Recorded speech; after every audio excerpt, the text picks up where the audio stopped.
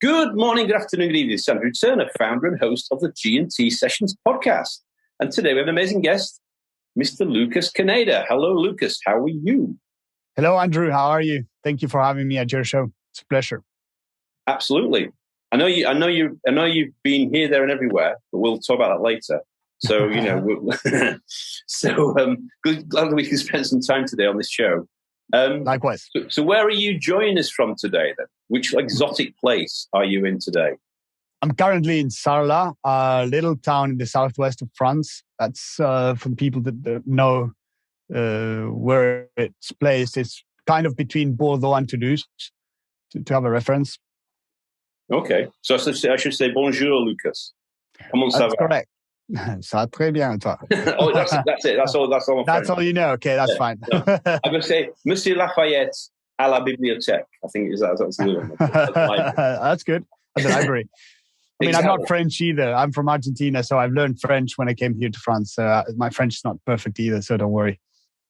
Okay, Argentinian. Okay, that's good. So you kind of you like dual, multilingual now. 3, and I think that's more than enough. Actually, I don't have any more space in my brain to get a 4th. Not yet, at least. Well, given you're from Argentina, I mean, it's nice to see that your backdrop is actually the colours. I mean, practically, that's actually that's nearly the same colours as the Argentinian football jersey, isn't it? Yeah, kind of. I mean, that's the blue down there. Exactly, a bit of a nice blue.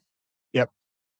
So nice having you on the show. And I suppose one of the things that we do with the G&T sessions, we obviously bring, the idea is to bring amazing guests who've got some really interesting stories and really interesting, gifts and talents. And I know when we originally spoke about coming on the show, you've been through, you started at X and then you went to Y and then you're actually doing X and Y, which I thought was really interesting kind of for the audience to listen to. So, I mean, if you could maybe explain a bit about what you're doing at the moment and what you're working on, because it is quite I would call a fusion.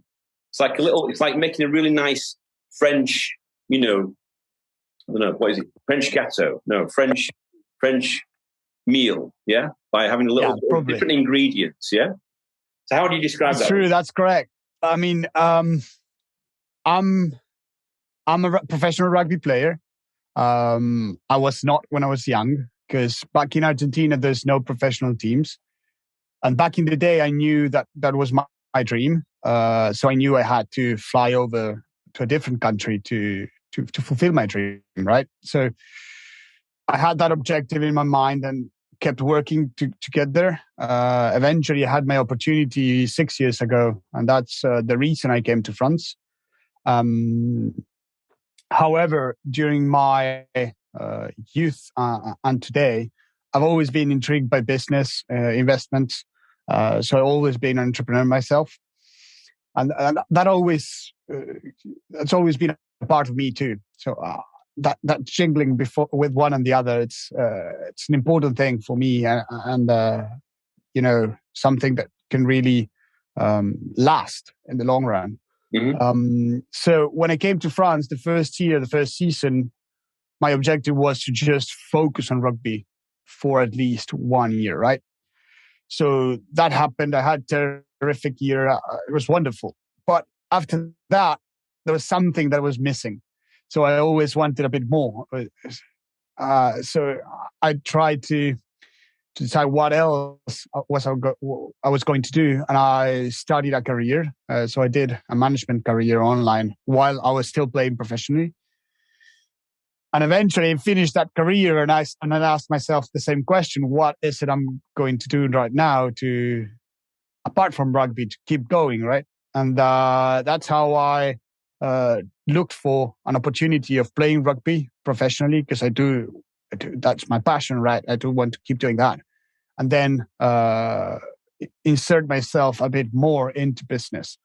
And that's how I came to UNIQORN Incubator, a startup accelerator incubator. And I'm one of the directors, and I'm working here helping startups develop, improve, accelerate themselves, and go to the right path for their objectives. I think that's a bit of a good summary. Portrait. Yeah. Yeah. But it's interesting. So it's a quick question. I mean, I don't know the answer to this actually, but maybe you can help me on that. Is rugby more popular than football in Argentina, or is it the other way around? Actually, if you ask the question about popularity, it's football. But there is a different atmosphere between rugby and football. Since rugby in Argentina, it's amateur and there's no professional teams. You actually pay to play. You pay to play. Wow. Yeah, you pay That's like what I call dedication. Yeah, you pay a fee to your club to be approved to be every month to keep the club running. You need to pay for your meals. You need to pay for your straps. You need to. That's how it is back home.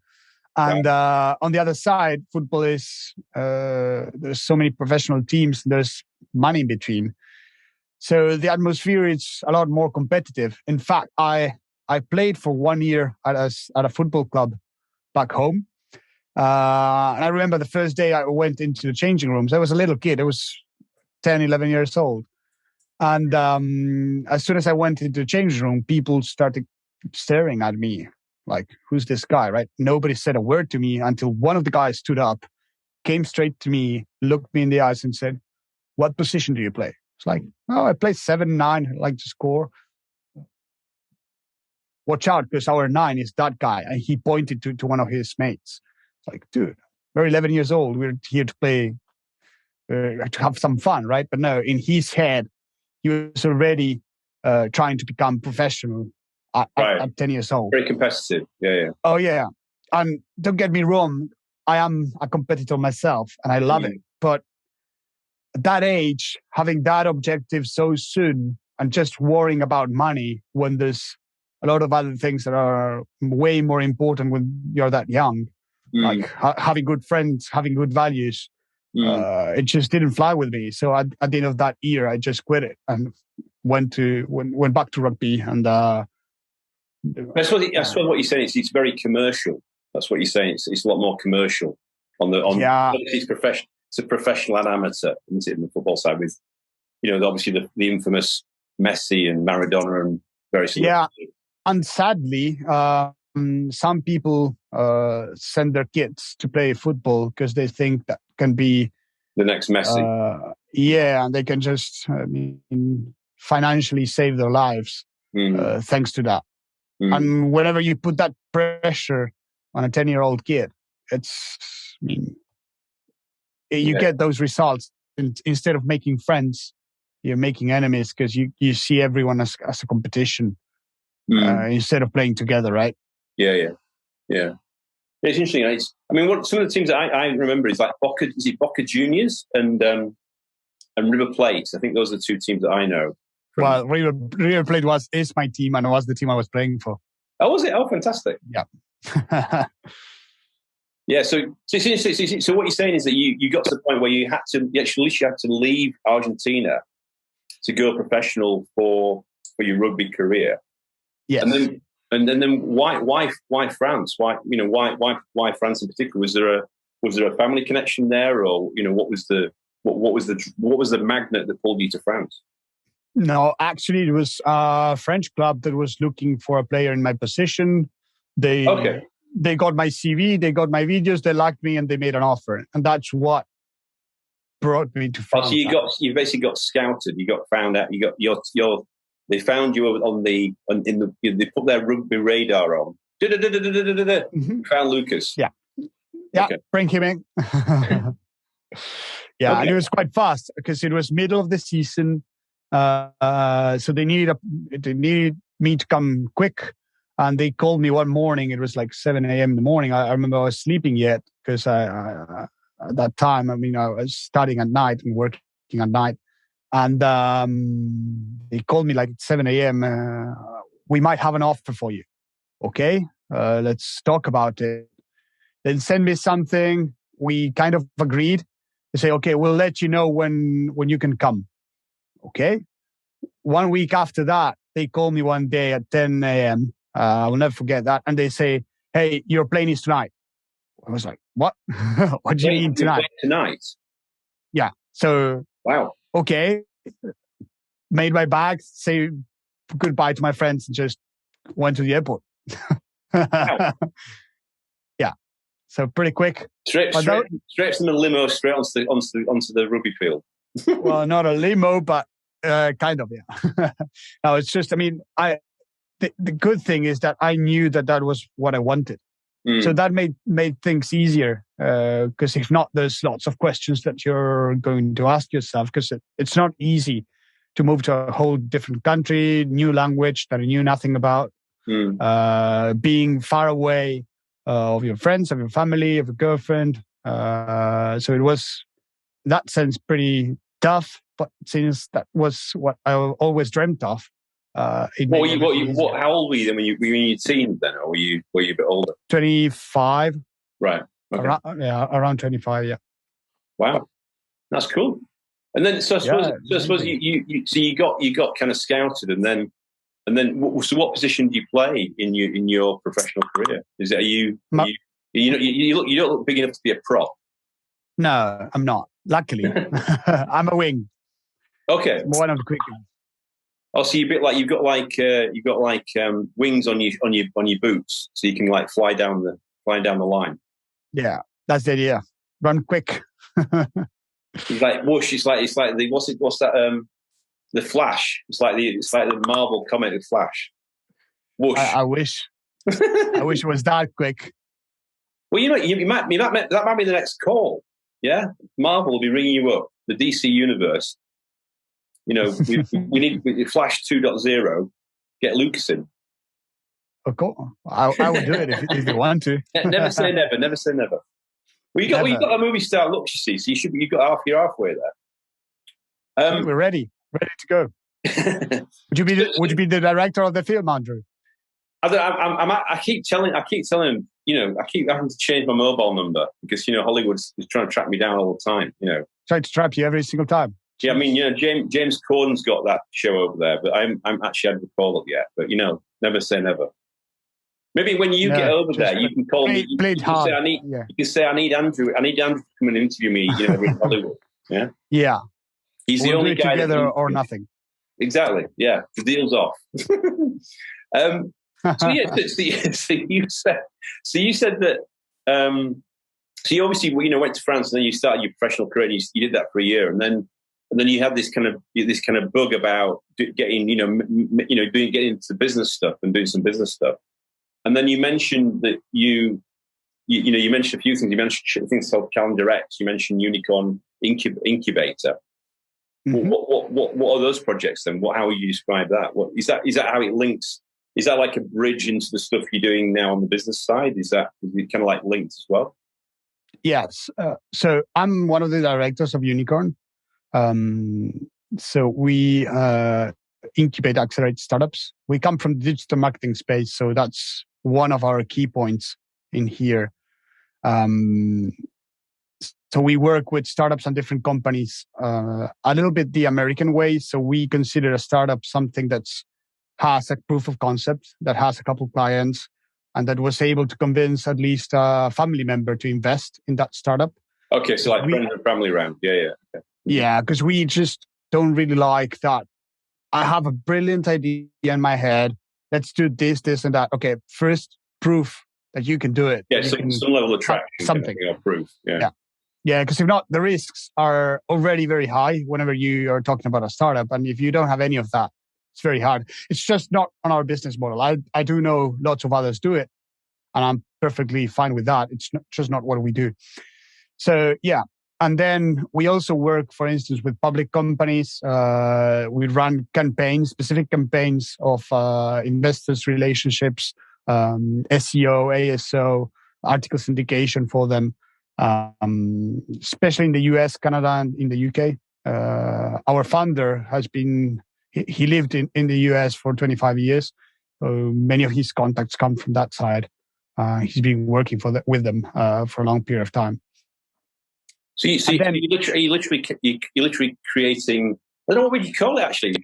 There's Silicon Valley in obviously the US. There's obviously Silicon Beach in Israel. Yeah.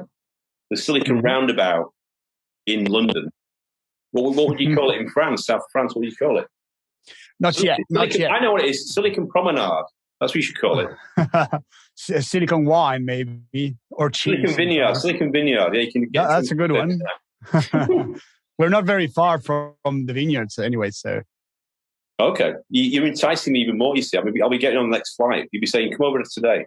Well, I'm inviting you, so be my guest. Okay. Okay. Well, I don't always get an invite from my guests, but I think I might take this football knowledge one, actually. So anyway. It'll be a pressure. So, yeah, so you said about the, you call it UNIQORN Incubator. So I think you mentioned before when we had a chat, you said that you're actually starting to build some kind of, well, you could call, I mean, it's a big word, but infrastructure. You're building like a facility down in the location you are. Is that right? Yeah, that's right. Because we've got more than 60 people working with us today. And so we've moved into a new office month and a half ago. And we built in, that's what I was talking to you about. We built in 4 podcast rooms in here because we are big fans of this, I would say, marketing tool. Because the statistics, I mean, show that it's literally like speaking in front of people. Especially with today's situation, it made things easier and a lot more effective. Yeah. So we've been in the CEO, the founder, and myself. We've been on lots of shows lately, and we keep doing it and we keep promoting it because we just love it. And so the new facility, a lot of people coming in. We've got at least 8 startups being incubated, accelerated here. So with us, and at least 5 or 6 at a distance, because some of the people are not ready to come yet. So we do work to the office remotely also, which is perfectly fine.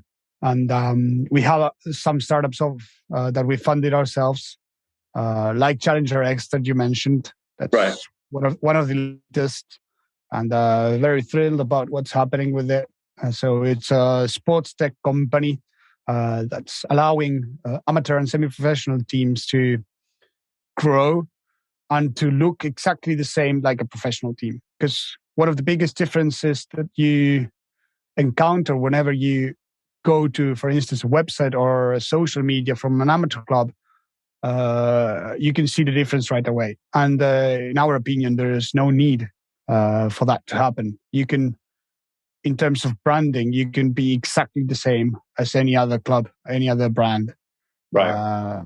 And that can help you, and that's what we do, monetize your community, engage your community, build that community up, and make people not just think about it as a club, but as a brand, and connect themselves with that brand. That's what it's all about. Yeah, because sports teams are kind of, I don't know if it's the same from your background. You know, you mentioned, River Plate. You know, when you grow up, I don't know if it was your father, but my father would say, I supported this team, so you should support this team. Yeah, it's like, I don't know if that's the same in Argentina. It was definitely the same in the UK. I think it's everywhere, of course. So you mandatory have to go and watch the same football team, or if he's into rugby or whatever, and then you build that lifetime loyalty, because then your sons or your daughters, then you take them through that kind of cycle as well. You're probably too young to have. Maybe you've got some secret children somewhere. Maybe you're not telling me about that. Tell me later. Got one daughter. Oh, you have? Okay, there you go. Small, 11 months. Oh wow. Okay, so you're training a young. So what you're saying is you're helping kind of the amateur clubs then to basically have a kind of more professional shop window and a way of managing their fan base. Is that kind of building that lifetime loyalty and that kind of interaction and engagement? Yeah, that's the first step. That's how we actually, because we believe in creating a proof of concept, having a couple of clients, as we discussed before. We've done this already. We took over the local rugby club here in Sarlat, and we just changed the whole image. We created a brand And this is our proof of concept that this can be done. It's like your showcase kind of thing. Exactly. And that's how people are already contacting us and coming to us. How can we be a part of this? Because we did it. For instance, in terms of social media, we had 1,500 followers 10 months ago, and today we are over 150K. Wow. So that's some of the things that we can put into motion pretty easily. So that fan base then is that not just geographically local to the club? It's actually global now, is it? And that was our objective. I mean, we want to create a global club, a worldwide club, a worldwide brand, because it's way more than just a club. Yeah, and that was our objective, and that's what we do, that we intend. Because if you see Sarlat, there's only 10,000 people living here. You'll never get those amounts in that case. So the idea is to have fans all over the world. And in fact, one of the researches that we've seen, I think it was 2 years ago in the US, was how many people know the rules of rugby. It's not a very popular sport there. So they came back to us and said, no, I'm so sorry, but only 12% of the people know rugby. And that for us was a very huge opportunity, because we will focus on the 88% that's missing. So we actually signed TV, broadcast, and OTTs contracts with stations all over the world to bring the content that we produce to their people, to their community. One of them is, for instance, Viva TV, a mobile app that has at least 6 million people, 6 million downloads. You kind of basically building a distribution network for the brand as part of that. Of course. Yeah. Of course. Because that's what our sponsors and our partners are looking for. Because whenever you contact someone, you want to work with someone, what they're looking for is those eyeballs. That what are you going to give me? What are you providing to this relationship? And that's how we're basing it. Because if you see our stadium and you say just physical presence, it's limited. You can't get over a certain amount. There's not enough people. There's not enough space. Especially with COVID, everything's a lot more complicated. So we also created our own TV channel, which is sarlatrugby.tv, where we, for instance, have our live games. And we had our first friendly game last Saturday, and we had 80,000 people watching the game. Wow. Amazing. That's something we can, and, we control everything that happens. We measure everything that happens on those channels. We could just tell our guys, hey, this is what happened. This amount of people were watching. Your ad was here. Yeah, okay. X amount of people clicked. In the marketing investment, the placements, the ad placements, stuff like that, you can then start to get some payback on that. Yeah. Okay. Exactly. Fantastic. And one of the things I think you mentioned before, which was really interesting, was about how you've actually made it a really modern model as well, with the kind of the use of tokenization. I mean, is that something you could just briefly explain a bit about as well? Sure. We consider it to be the cherry on the top, because we see Challenger X being an exponential curve, where you start really at the beginning with, I would say, basic stuff, creating that brand awareness, that image, and then slowly start to scale into TV contracts, social media, sponsorship, monetization. One of the things that comes at the end is tokenization. We are in a position today to mint a token, a social token, for any club that we think it's time appropriate. I would say in 30 minutes, you could have that token minted. Wow. So, and the beauty about it is that you can basically do whatever you want with it. And it just helps to build that community and to make people real fans. Because we come back to the football example. I'm a River Plate fan, Imagine if I could have a couple tokens, a couple river tokens, and with those, maybe I could buy a jersey. Oh, that would be amazing. But imagine if I spend a little bit more, I could buy a signed jersey. And that's something that's exclusively done for token holders. Or if we go to the rugby example, a lot of people would love to make a kickoff of their favorite club. Yeah. Well, imagine if you hold X amount of tokens, you participate in a shuffle to win the opportunity to make the kickoff of a certain game. Or you just meet your favorite player. Yeah. And you can do... Or you get the match ball, or you do some kind of penalty kick, or all these kind of things. Exactly.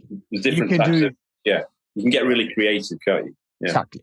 And that's something that, thanks to blockchain and the social tokenization that we are providing, you can actually do. And, the club can benefit from that because tokens are related to Ethereum. So you can always do that exchange. So at the end of the day, it's money, right? So have you built that? So you said it's on Ethereum, so it's obviously one of the the programmable blockchains, yeah, or programmable chains.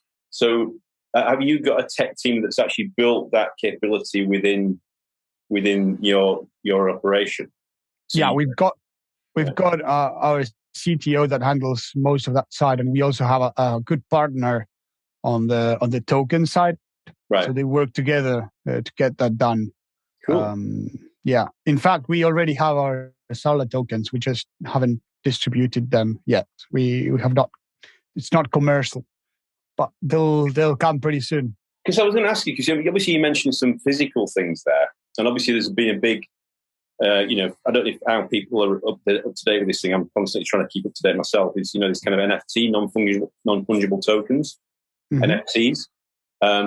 So I know that one of the guests I'm trying to get on the show in a while is he's a really interesting entrepreneur, and he's created a platform. He's recently worked with a very famous boxer that begins with T and ends in F. So you can probably guess who that is. And he may be boxing very shortly. And he did the tokenization for some of his digital assets. So is that what you see as well, an opportunity to go from physical to digital as well? Yeah, we will always keep both sides of the coin because some people like the physical part and some others like more the digital. It's something on our pipeline we've already discussed, and it's coming. So NFTs certainly huge market to explore and to benefit and to leverage. Yeah, because I was looking. I don't know if you've heard about this, but I was looking at it the other day. This thing called OpenSea. Have you seen that? OpenSea.io. Not really. You look at check it out. OpenSea.io, and it's like a whole asset library where you can basically buy. You can use Ether to buy these digital art, by these digital artists. It's absolutely amazing. Some of the stuff is absolutely staggeringly amazing. And there's obviously different bid prices because obviously certain ones are getting more favorite and more currency on them.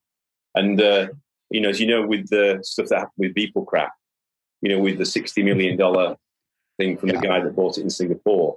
Yeah. So which we sorry, it can go crazy right away for sure. Well, I mentioned this on previous episodes, but one of my really good contacts and friends and previous guest on the show was a guy called Joe Toscano. He came on the show a couple of years ago. He was actually in Brazil. He's American, but he was in Brazil. He used to work for Google, and he wrote the book called Automating Humanity. And he sent me a copy of the book after it had been released. It was released just after we did the episode a few years ago, and it's a brilliant book. And he talks about some of the stuff that thing about using people's data, personal data, and that kind of stuff, and some of the implications for the future of and the social network. The film The Social Network that came out last year. he's actually in that film. So he's one of the guys that created that film. He in the book, and you've got to get it. It's called Automating Humanity. There's some amazing art pictures in there, and I realized when this $60 million Beeple crap, transaction went through. I looked him up. I said, "Oh my God, it's the same guy. Same guy." Joe knows him, and he actually did all the art in the book. He's absolutely brilliant. Yeah, absolutely brilliant, amazing. So it's like woohoo. So of course, yeah, OpenSea.io. I'd have a look at that. It's worth having a look at. So, of course, obviously when we're obviously together in France, doing digital painting with our Adobe laptop.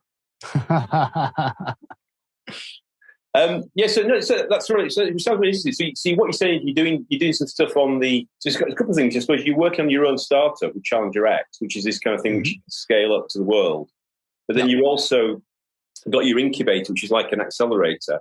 So on your accelerator side, are you trying to basically build, I don't know, the French version of, or the French headquartered version of, Y Combinator or Techstars? Is that your kind of vision with that, or?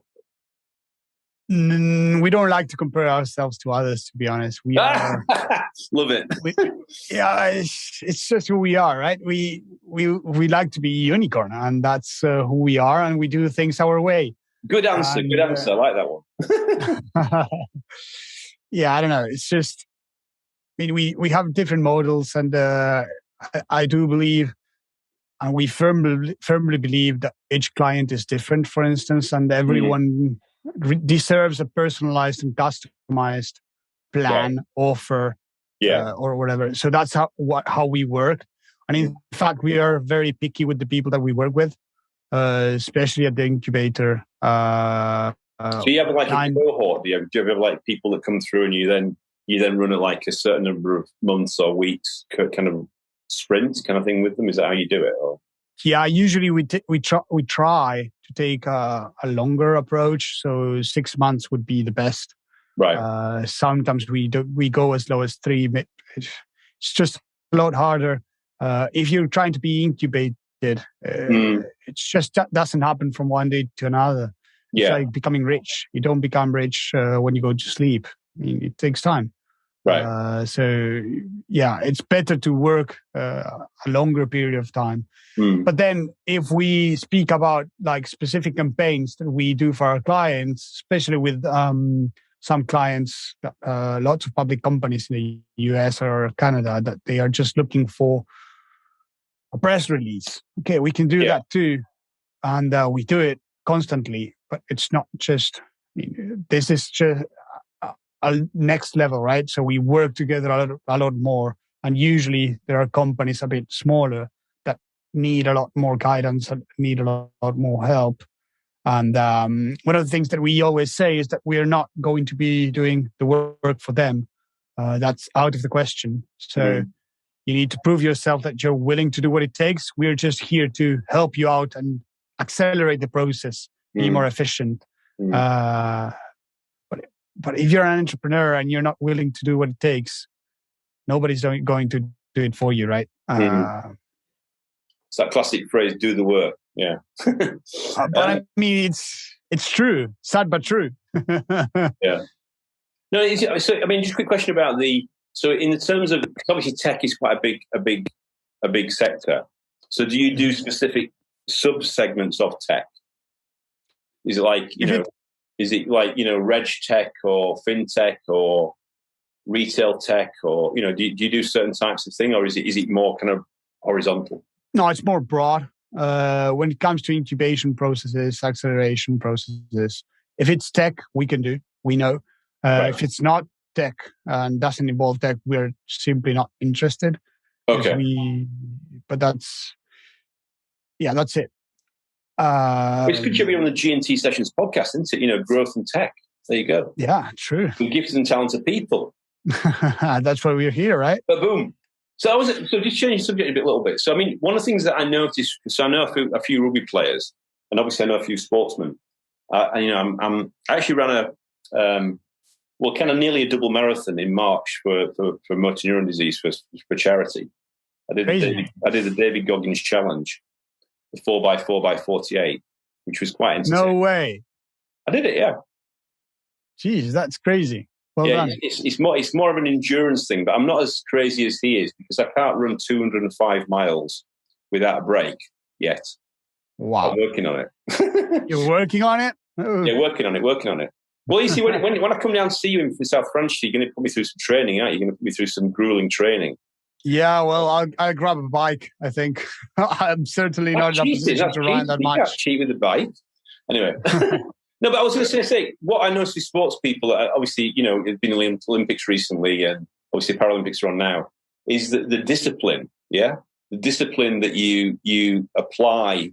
And also, Simon Shaw, when I met him, who was the ex-rugby player, England rugby player, we played in that famous side that won the World Cup many years ago.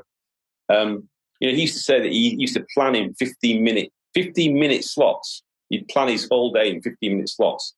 Wow. So what was has that been something that obviously you've been brought up in that kind of with that kind of background? Has that helped you? Would you say is that a correct assumption around discipline and really mindset and body and all that kind of stuff? Has that helped you in your business career? You think? For sure. That's one of the things I do love about doing sports and business at the same time, because I think there's lots of values that you can bring from sports and apply to business that work wonders. One of them is discipline, for sure. I always say that rugby, because I play rugby, but I believe it can be taken to any sport. 80% of what happens is in your head. Right. Of course, you need to be fit, you need to be trained, you need to be ready. But it's all about the mentality. For you, it needs to be in your legs, because if you're on the wing, you need to run like hell. Yeah. Yeah, but eventually, if you are there, it's because you know how to do it. But sometimes you see people that when they get the ball, they don't accelerate, or they're not running enough, and that's certainly because something in their head is not there. Right. Yeah. If you're missing that fire inside and that willing to do what it takes. I think that mentality and that discipline, it's a crucial part, and it can all be taken down to business eventually. When you talk about discipline, for instance, I think that, for instance, nutrition, rest, recovery, it's probably even more important than training today, and that requires lots of discipline. Who wouldn't like to grab a couple beers with some friends, eat whatever you want before a game or whatever? There's plenty of examples. That if you want to perform, you need to restrain yourself from doing it. What I noticed when I did my challenge in March, and I'm going to do some more challenges in the next 12 months, 15 months as well, is that when if you are in training and then you have a beer, you really notice how it drugs you. I won't say drugs you, but how it affects you, and actually how your nutrition affects you. Oh, for sure. So I was, one of my friends was an ultramarathon runner, and he was training me before I did this challenge. He was telling me what to eat and stuff like that, and it was all these kind of bizarre stuff I was eating to try and fuel me during the actual weekend that I did the challenge.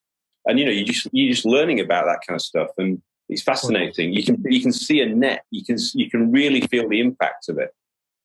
And I think you don't get, unless you've been in sports, you don't really get exposed to that until you actually you know it probably very well, but the average person doesn't know that until they research it or get experienced in it. That's correct. Yeah.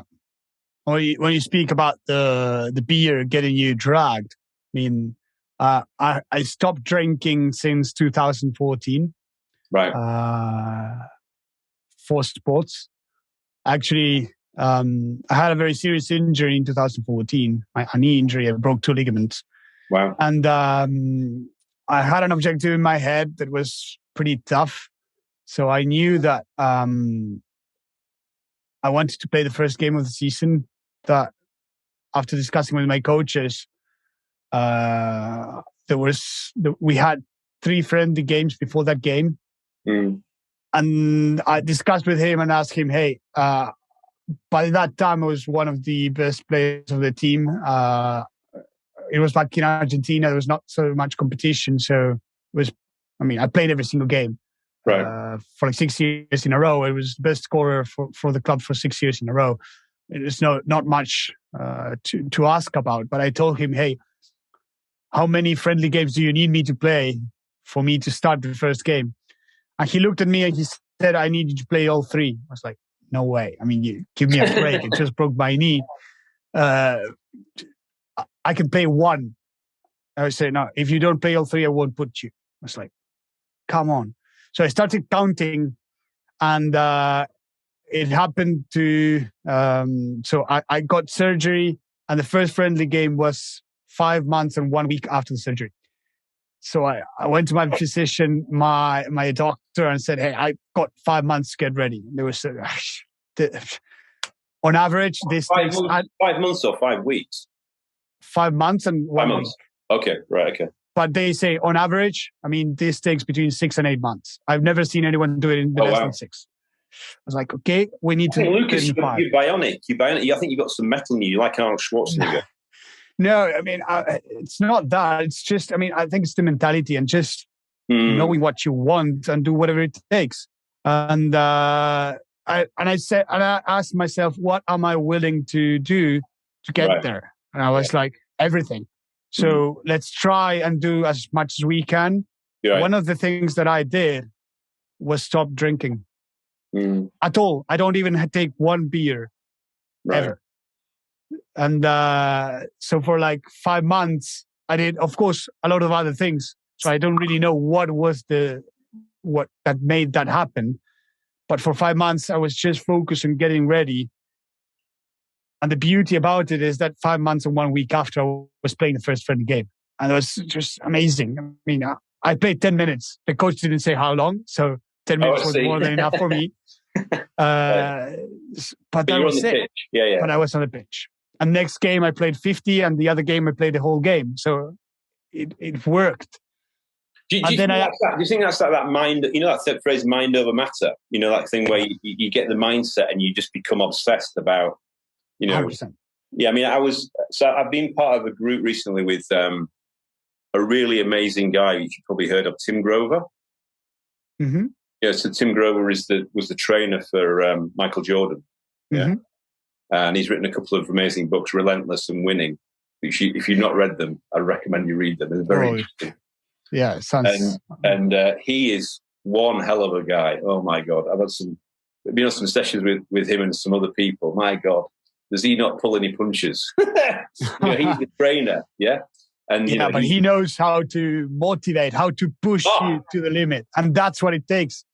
Because that's my coach at that time. He's a friend of mine. Right. And I appreciate what he did. He said he's still a friend of yours. Yeah, he is still a friend of mine. And if I think it through, I'm 100% sure that he would have put me on the first game, even if I played only 1. Or maybe even if I didn't play any of them. Oh, really? Okay. I'm pretty sure that would have happened. He was pushing you, basically. He was pushing you. Yeah. He was pushing me hard. He knew that if he pushed me hard enough, I would make it. And that was just, for me, it was one of the things that I needed. And he knew that he could push me enough, because you can't push everyone. You need to know. And that's that sixth sense that some coaches and some people do. And that's something you can take to business too. You need to be very, very efficient when it comes to pushing people, to helping people, and that to get that motivation happen. That's what. And again, like we come back to be perceptive. Yeah. So and that's why I stopped drinking. And I remember when I got married a couple of years after that, during my marriage, I had a couple of drinks. And I remember the first little beer like this, I was already dizzy. I was like, whoa, it has been a long time. So, but that's it. That's good. That's really good. Yeah, I mean, it's really interesting. I mean, I was going to talk to you about, what I call peaks and valleys, and I think what you've already done is there, where you just explain one of your valleys, I suppose. Where you had an adversity, yeah, and how you navigated that. Is that a fair assessment? Yeah, true, completely true, and I think that it's how do you set an objective to get out of that place and to be at least at the same stage, if not a bit better, in a certain period of time. And it comes back to that mentality, to that, I like to call it that winning mentality. Some people say that I'm a bit crazy because just hate losing. But I really hate it. I need to win at whatever I do. And that just gives me that certain edge of, I do get really mad when I lose. I don't even like to speak to my family if I lose a game. But I think that pushes me to the next level. That helps me overcome those situations, but by doing certain things that allow you to progress and to just... Yeah, I mean, it's really interesting with the Tim Grove stuff. I don't know if you've ever read that, but I'd recommend you read it. He talks a lot about, dealing with Michael Jordan and Kobe Bryant, God rest his soul. And, it's like, it's really interesting about the mindset. Even when they win something, they basically, there's like the journey to that win. Yep. And then there's like a 10-second celebration. And then they're basically saying, right, okay, what's next? Yeah. It was like, it's just like, and he breaks it down. He kind of explains, what they're going through, because he's with them all the way. And you just, it's really insightful, because he's shoulder to shoulder with these, like yourself, a high performing individual, high performing athlete. It's fascinating. I love the story about Johnny Wilkinson. You probably heard of that. After the World Cup that they won, that basically he won, of course, the whole team, but he had an amazing World Cup. That famous drop goal. Yeah. Yeah, but after the game, he was kicking again because he had missed a couple of kicks. Instead of celebrating, he was just... I went back out in the training camp and started kicking again. Yeah, started kicking again because he had missed a couple of kicks. Dude, you've just been World Cup champion. But that's what took him, and I'm certain that's the mentality that made him who he is. Yeah, fascinating. Yeah. So I mean, no, thanks for sharing that. Thank you for sharing. That's appreciated. It's inside the mind of a professional athlete. There you go. Example of discipline and planning. I mean, I was going to do my usual. I mean, you've probably heard the Jocko Willink kind of quote. I presume you've heard that. Which one? Discipline equals freedom. That's true. And anyway, gotta love Jocko. So in terms of some of the things that you're working on in the future, so it sounds like you've got a real, you've got a rich kind of tapestry of what you're working on down in the lovely part of south of France. It's you said where did you say it's near to? It's near to Bordeaux and Toulouse. So again, sorry? Bordeaux and Toulouse. Bordeaux and Toulouse. Okay. Yeah, kind of in the middle. Okay. No time to lose. Yeah. Of course. So in terms of the kind of the future, I mean, it sounds like you're kind of heavily into tech now. I mean, but you're not really a technologist, are you? So I suppose you're. How does that figure? Or have you kind of learnt a bit about that? You wouldn't consider yourself a geek, or you consider yourself a bit of a geek now? No, not really. I mean, it's not always. You don't always need to be doing everything. You need to have the right people doing the right stuff. That's one of the things that we always tell to the companies that we work with. It's not how am I going to do this, but it's who. So who is going to solve this problem, and that's one of the main reasons why we get hired. You've been reading Dan Sullivan book then. Yeah. That's one of the reasons why we get hired, because they know that they can count on us for certain things that we can really help them with. Yeah. And that's why I'm not doing everything, even though I'm wearing many hats, but we've got our CTO. Whenever it comes to the technical side, he's who we rely on, his team. There's no need to be. We don't. All of us need. You don't need to everybody know everybody else's job. It's a bit like that specialization thing. Yeah. Exactly. Okay. And so in terms of, the plans you've got for the future for it's UNIQORN, isn't it? Is it UNIQORN? Yeah, you spell it UNIQORN. There's a Q in it. So is that right? It's with a Q. Yeah. Yeah. And the funny thing about it is that Quorn's like a kind of a healthy vegetarian kind of meal. What is it? Meat supplement. That's what you could call it. That's true. Meat replacement. But the actual reason of the name, it's quite funny because our founder, the founder of UNIQORN, he's called Dom Einhorn. Now, Einhorn means unicorn in German. Oh, does it? Okay, fantastic. Yeah. Okay.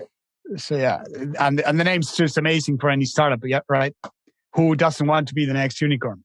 Exactly. Yeah. Well, I think the UK and Europe are starting to catch up US and China, but I think US and China are still dominating in the unicorn states and unicorn league table. Yeah. Yeah. So you've got this facility you've got down in the south of France, and then what's in the plans for the next few years? Are you going to basically expand, globally?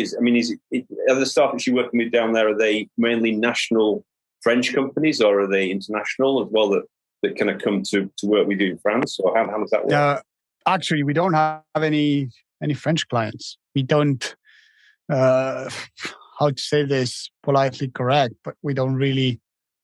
We spend too much time trying to convince French guys to work with you when you can close 3 or 4 deals with Anglo-Saxons pretty quick.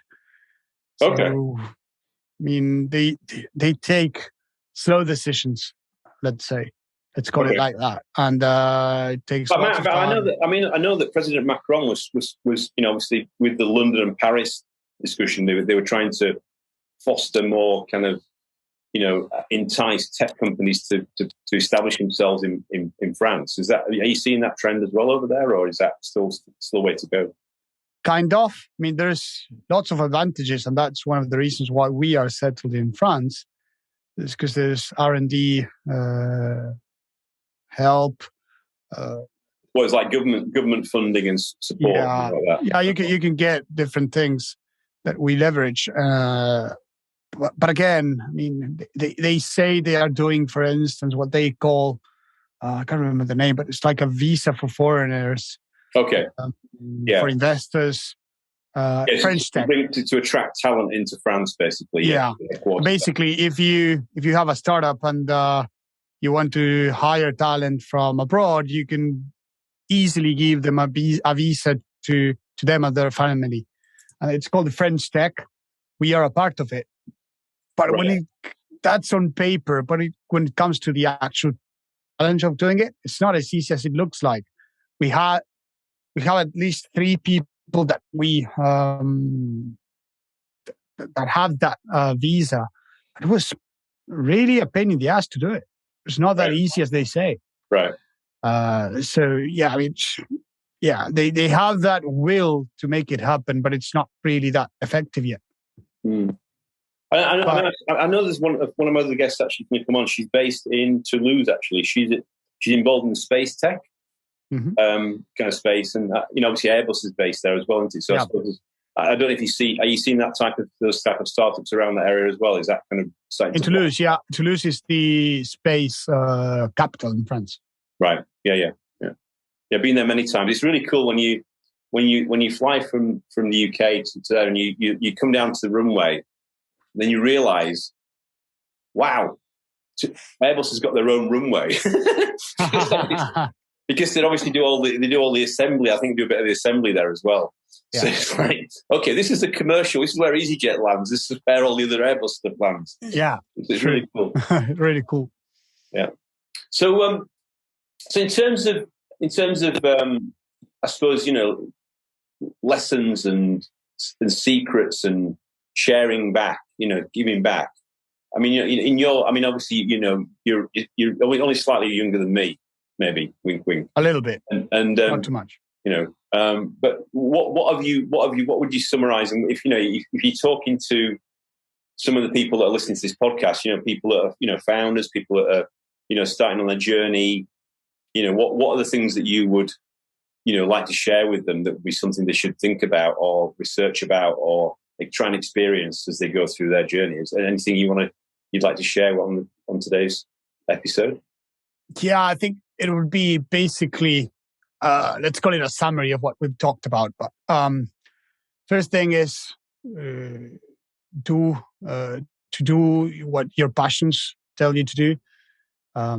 So I'm passionate about rugby, I'm passionate about business, and that's what I'm doing. And that makes things a lot easier because I know so many people. Combining them together and you kind of building it into your day and your week and your month and your life. Yes. But when you're passionate about something, you just do it with a lot more happiness and with a lot more effort. And that makes things, the result is always better. And you don't mind investing time into it because you love it. Yeah. Then I would say that mentality, that winning mentality that we've spoke about, for me, it's crucial to success. And success for me, it's a word that adapts to each of us. I mean, it's what you want as success. What are your objectives? So you can be successful however you want, but get that winning mentality to get you there. And one of the things I would tell entrepreneurs, startups, companies is there's always a risk. So don't think this comes easily, especially in the startup world. The risk is very big. Just assume that risk and just decrease it as much as you can, the best way you can. But be certain that there's lots of work and effort to be done to get it done, to make it happen. But yeah, that would be it. Fantastic. And I mean, I suppose that, the concept of thanks for sharing those kind of insights about things that people should think about. I mean, I suppose one of my final questions is about what are you most grateful for? Everything. Honestly, I mean, everything that happened, everything that I did made me who I am today. Right. And I'm grateful for that. But if I had to identify one thing that's very, very important for me is that I am chasing my dreams. And I've been doing that forever. And I keep doing it. And I have that inside flame that keeps me going. Right. Because I'm doing what I like to do. And that's very important. And I'm very happy because I know that most of the people never get there. So I'm grateful for that. You got your spark and you keep it alive. Keep it burning bright. You need to keep it going, right? Because whenever you let that spark lay off, it's not the greatest moment. Well, thank you for sharing that. That's fantastic. I mean, I think it's just to let you know, I'm actually planning to potentially go down to South America next year.